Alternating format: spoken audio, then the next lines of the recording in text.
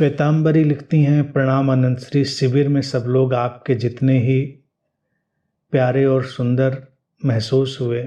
ऐसा लगा कि सबको पहले से जानते हैं।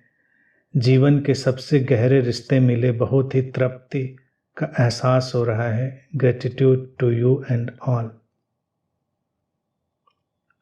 बहुत सुंदर रहा निश्चित ही श्वेतांबरी जी, और सारे लोग प्यारे थे, एक से बढ़कर एक, अपने अपने ढंग के। तो जब हम उस निर्दोषता के साथ, उस इनोसेंस के साथ अपने कदम बढ़ाते हैं, तो ये जो सौंदर्य है, ये जो प्यारापन है, ये जो लविंगनेस है, वो हमको घेरती है। तो इन दिनों में सबकी जो आकांक्षाएं थीं वो अपने सीमाओं से हटने की थीं, तो वो वातावरण बना, वो सारी चीज़ें वैसे ही घटी। तो बहुत ही सुंदर था। और जीवन के गहरे रिश्ते जो घटते हैं ना, वो गहरे रिश्ते होते क्या हैं, पहले हमको यही समझ लेना चाहिए। गहरे रिश्ते अकारण होते हैं, अनियोजित होते हैं, कॉजलेस, वो हैपनिंग है।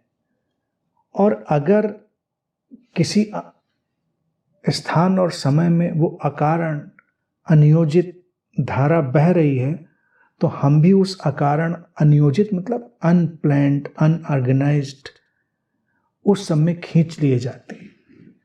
और फिर जो रिश्ते होते हैं उनका सौंदर्य ही अलग होता है। गहराई की बात देखी जाए तो निश्चित ही गहरे हैं, क्योंकि जीवन में हम तो सारे सकारण रिश्ते ही ढूंढते हैं।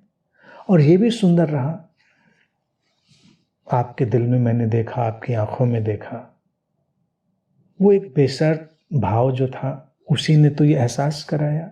ज़्यादातर लोगों के भीतर वही चीज़ थी। गुरु से भी जब हम सकारण रिश्ता बनाते हैं, गुरु हमारे लिए चमत्कार कर देगा, हमारे लिए ये कर देगा, वो कर देगा, तो वो सकारण रिश्ते भी तनाव और दबाव बन जाते हैं। लेकिन जब हम गुरु को भी देखते हैं और अकारण प्रेम की एक धारा बहती है, कुछ लेना देना नहीं, कुछ खोना पाना नहीं, ज्ञान की भी चाह नहीं, मोक्ष मुक्ति की भी चाह नहीं, बोध वगैरह कुछ भी नहीं चाहिए, कुछ है ऐसा सुंदर, कुछ ऐसा अकारण जो हमारे प्राणों को खींचता है। और उसी में हमारे प्राणों में वो संगीत आ जाता है जो हमारे रिश्तों को संगीतमय कर देता है। वो जो गहराई है वहीं से आती है। तो ये अकारण जो सारा घटनाक्रम हुआ, ये सारा उसी का वातावरण है जिसको महसूस किया। और मेरे आसपास तो वो है ही वातावरण, हैपनिंग, कॉजलेस, बाउंडलेस। तो सारे लोगों के भीतर वो चीज़ आई, बहुत ही सुंदर है। और इन 3 दिनों में मैंने भी देखा कि लोग जैसे आए थे उससे कहीं ज़्यादा सुंदर, बेहतर होकर वापस गए।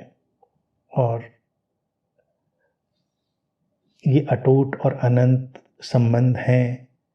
जो संबंध सकारण होते हैं वो तो टूटते ही हैं, और जो संबंध अकारण होते हैं उनमें टूटने का कोई पॉइंट ही नहीं होता, कोई नॉब ही नहीं होती जिससे उनको तोड़ा जा सके। तो सबको उपलब्ध हुआ, आपको भी उपलब्ध हुआ, जीवन सुंदर हुआ, बहुत अच्छी बात है। प्रसन्न रहिए, खुश रहिए। जीवन छोटी छोटी बातों से बनता है, उन छोटी छोटी बातों में ही आनंदित रहिए। और इस सिलसिला यूं ही चलता रहेगा। विनोद जी ने जैसे बात कही थी बूंद, तो बूंद बूंद के चक्कर में मत पड़िए। जब पूरा सागर हो हमारे सामने तो बूंद की फिक्र कौन करता है। और हम कुछ न सागर मांगे न बूंद मांगे, जो है सो है, जो है सो है, उसमें हमें क्या करना है।